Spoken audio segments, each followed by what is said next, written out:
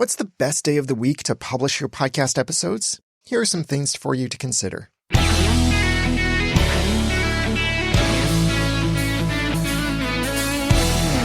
Thank you for joining me for the Audacity to podcast. I'm Daniel J. Lewis. I see this question often in the podcasting groups online. Should you publish your podcast episodes on a particular day of the week, or avoid the weekends, or publish on popular days, or avoid the popular days, or something else? In short, my advice is this: publish the same day as your previous episode. That's it. Thanks for listening. No, of course, I have much more to say than that. So if you want to follow along with the notes for this episode, then go to the audacity2podcast.com/bestday or tap or swipe inside of your app. That's also where you can go to share this episode if you find this helpful and think it might help someone else. Now, I'm talking in this episode about the best day to publish. In my next episode, I'll talk about the best time of day to publish. But right now, let's focus on the day, and you can probably guess the number one point is consistency. Consistency is more important than the day itself. Even consistency down to the same minute of the same hour. This is because some legacy systems, including Apple Podcasts, try to learn your publishing schedule so they know when to publish new episodes in their podcast apps and directories by catching them more quickly when you publish, because they know when to look for those episodes and when they might expect a new episode to appear. And so they increase their checks around that time so they can catch it, and then they don't have to check your feed so often. These kinds of legacy processes, and especially the not so smart ones, require a lot of server computing power because they're checking your feed just over.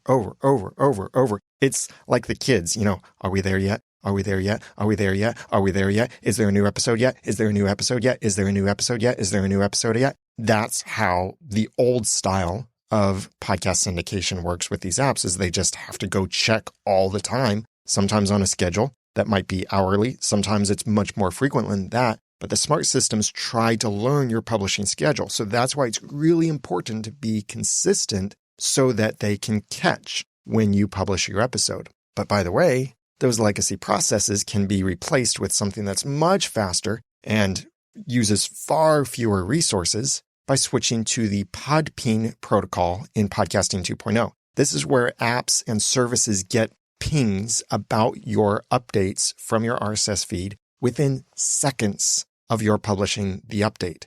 So you press publish for either a change to your RSS feed or publishing a new episode, or you're going live, and within just seconds, I'm not talking like hundreds or thousands of seconds, but maybe less than a minute, the other apps are then picking up your new episode or seeing the live item or getting the new information from your RSS feed. That's one of the really cool things inside of Podping with Podcasting 2.0. It's a bit technical and it requires all kinds of back-end stuff. You as a podcaster don't need to worry about it, except for asking your publishing tools and your favorite podcast apps to support the Podping protocol of Podcasting 2.0. But that little tangent aside, you really need to consider first what day you can publish on with 100% consistency, except, of course, for hiatuses that you plan. And don't worry about managing this yourself, of trying to stay up and make sure that you publish at exactly the right minute. All the good podcast publishing systems let you schedule when your episodes will publish so they can go out on the dot and without your presence. And then also, those even better podcast publishing systems will use Podping automatically so that when you publish your episode, it automatically sends the Podping out so that the Podcasting 2.0 apps and services can get your new episode just nearly instantly. It's amazing how fast it is. So this is the number one thing, consistency. And then number two, consider your audience. Think about what might work best for your audience. While content for business people is generally best in the middle of the work week and probably not on the weekends, people are interested in hobbies and entertainment at all times. So don't think it's like business stuff belongs on the weekdays and entertaining stuff belongs on the weekends. No, entertaining stuff can be anytime because people like to listen to entertaining stuff at all times, while they're working, while they're not working. Now, do keep in mind that they may be a bit too engaged in their hobby or entertaining thing, even if it's what your podcast is about. They may be a bit too engaged in it on the weekends, and might not be able to hear your episode, but then again, they might listen to your episode while they're engaged in that thing. It really depends on what kinds of stuff they might be doing, and a little bit more on your content, which I'll talk about next. But the point here isn't necessarily to publish on the exact day that they will play your episode and trying to make it so that's right there for them. They'll play it on exactly that day. You know that's the day they listen to your podcast, so you publish on that day. No, you don't need to try and overthink it like that. You really just want to ensure it's ready for them to watch or hear as soon as possible after you publish. So if most of your audience listens on Wednesdays, it's okay if you publish on Tuesdays. There's nothing wrong with that. Yeah, you're publishing a day before they actually listen, but that's fine. There are some chances that if you publish on Wednesday, they might miss it. So consider first the consistency. Then what might your audience's routine look like? But keep in mind, consistency is still more important because your audience will adapt and might even start to expect your episodes on whatever day you choose. Even if it's a wacky day to them, they might come to expect it. Maybe not on that specific day, but on one of the days that follows. Like maybe you always publish on Friday evenings. They might come to always expect a new episode is available for them come Monday mornings when they have their commute to work. That's something you need to consider with your audience. And then number 3, consider your content. What you talk about might have an inherent schedule or routine to that subject. In addition to considering business-focused versus hobby-focused content, consider the rhythm of your topic. For example, a weekly TV show podcast or a weekly news wrap-up and things like that, where they're weekly and following content that comes out on a particular schedule. And your podcast is talking about that content. So your podcast comes out on a particular schedule and needs to consider the schedule of that thing you're talking about. For subjects that already have a consistent schedule, like a TV show and such, I recommend recording or publishing your content about halfway between each occurrence of that thing, like a TV show episode, halfway between when each episode airs. This gives your audience enough time to catch that thing that you talk about, like watching the TV show, enough time to send feedback for your episode, and then enough time to play your episode before the next thing happens. I remember listening to podcasts about TV shows much more frequently than I do now, and there was this one that kind of always bugged me, and it ended up that they sounded less intelligent than they actually were. And the only reason for that was because they published their episode very late in the 7-day cycle of the TV show. And so I often wouldn't get to hear their episode about the TV episode until after the next episode aired. So much of what they said in the episode then sounded ridiculous, having then watched the next episode. And I had to catch myself and keep that in mind when I was listening that, well, they haven't seen the thing I just now watched. So of course they don't know that what they're saying is wrong or anything like that because they recorded this days ago and just published it yesterday. And I just watched the brand new episode today. This doesn't quite align. And that was a problem with the publishing schedule. So that's why you need to give your audience enough time to consume your episode before that next thing comes out, or else you might kind of sound less intelligent than you actually are. And because these recurring themes you might be talking about could occur on any day of the week, your podcast about it could also be on any day of the week that's around the halfway point. But do still consider the other factors that I've previously mentioned about your audience and just being consistent. So maybe halfway through puts your episode on a Thursday or Friday. That might be fine. That might be perfect for your content and your audience, especially if you can keep it consistent. That's why you really need to consider what kind of schedule might be already built into what you're talking about. Another problem with publishing too long after the thing you're talking about is that your audience might even forget the details of what you're talking about. Like if you do a TV after show podcast, I use that as a common example because I've hosted a few of those in the past and listened to many of them before as well. But if you podcast about a TV episode and you wait too far from when that TV episode aired, then your audience might forget some of the details from the episode. They might have to be reminded, and then you're just wasting time in your podcast with a recap when you could shift when you publish so that they catch it and they don't have to try and remember some of those details, or you don't have to try to remind them of them. So consider your content. Number 4, consider your competition. And we can put that in quotation marks whenever we say competition, because it doesn't have to mean a rivalry, but it is other podcasts in your space. So find those other podcasts covering your same subject and consider when they publish. You'll see studies that show the most popular days for publishing episodes, and I'll link to one of them in the notes for this episode. A tap or swipe away in your app or at theaudacitytopodcast.com/bestday. You'll see these studies that show that, more episodes are published on this day or more episodes are consumed on this day. I wonder how much of that is simply because that's when people publish episodes, and how much of that is really because that's when people would want to listen to the episodes. But really, that might not mean so much for you. That doesn't mean you should publish on those popular days or that you should avoid those popular days. If you're going to look at when other podcasts publish, first of all, look at only podcasts in your same niche and ignore the rest of them. If you have a TV after show podcast, don't worry about when a sports podcast publishes. It's irrelevant to you.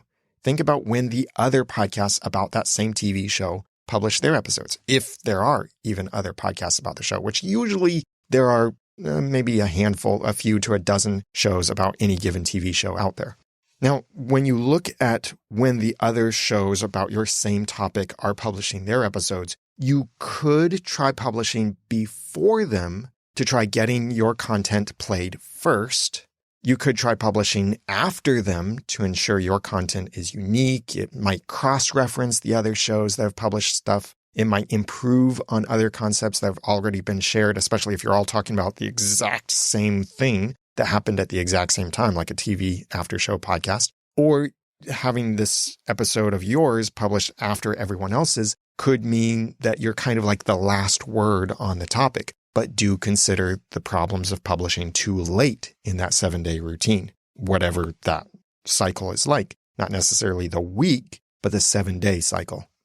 And you might even try to avoid publishing on the same day as others in your niche, so your audience doesn't get overwhelmed on that day and choose to skip your episode. Like, imagine if you're following all of the podcasts about your favorite topic, and many of your audience probably do listen to your, quote, competition, unquote, because podcasting is so much built around passion that people tend to want to listen to multiple podcasts about their passion once they discover there are multiple podcasts. Like, I'm guessing there's a very high chance that you also listen to School of Podcasting and Podcasters Roundtable and other podcasts about podcasting because you just love podcasting so much. I do. I listen to all the podcasts about podcasting that I find interesting and unique, and I know that many other people do too. I don't listen to only one. And the same thing happened with our TV after show podcast that we've hosted, is we knew most of our audience also listened to the other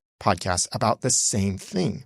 If there are a lot of podcasts about your same niche and they're all publishing on the same day, then your audience might be faced with a decision of, here's this dump of a dozen or more episodes all on the same day, and all of the episodes are about the same topic. That's when your audience might start making decisions that you might not like. They might start going through and deleting some of the episodes that don't look interesting, or deciding which podcasts they might unfollow just because they want to reduce how many episodes they get all on the same day. So that's why it might be good for you to try to publish on a different day. Now, I know in the podcast about podcasting space, there are several podcasts that publish on Mondays and Tuesdays.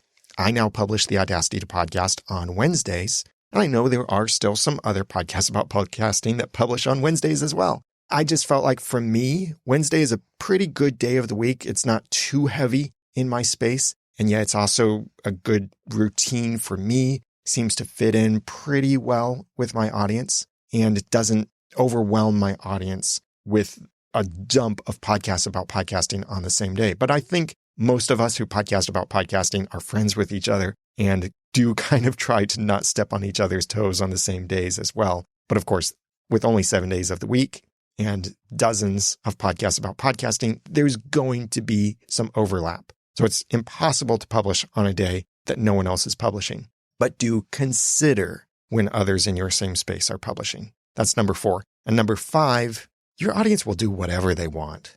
Remember that podcasting is time shifted. So your audience might hear or watch your episode days, weeks, months, or even years later. And this has little to nothing to do with the whole downloads versus streams debate.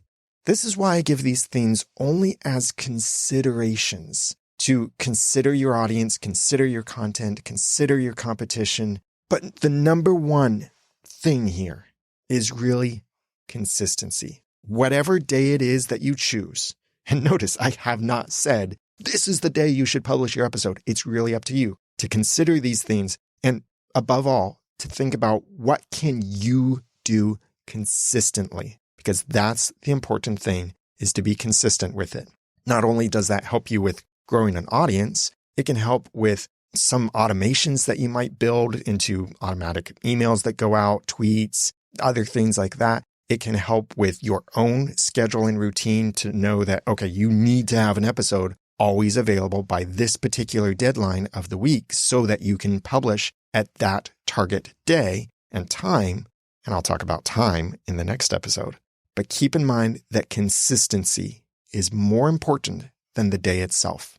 And I would guess that most likely, if you published your episode a day or a couple days earlier than you've been publishing, your audience might not even notice. But they probably would notice if you published later than you've been publishing unless you tell them about it. Because if you publish later, then they might think something is wrong and that you haven't published an episode if they don't see the episode later when it comes out.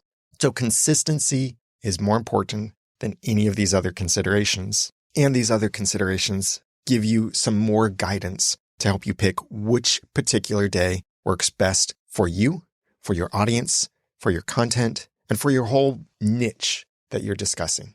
I hope this has been helpful to you. If it has, then feel free to comment on the show notes or share this episode with someone else you think would benefit from it. Go to theaudacitytopodcast.com/bestday or give it a tap or swipe inside of your app in order to share this episode out with those who might like it or get the notes inside of your podcast app there.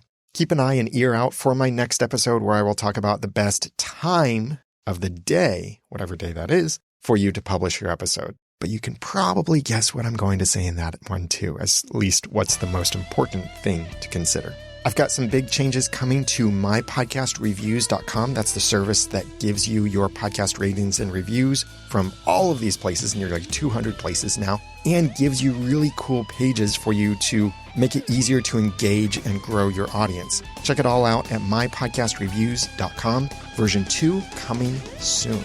Now that I've given you some of the guts and taught you some of the tools, it's time for you to go start and grow your own podcast, whatever day of the week that falls on, for passion and profit.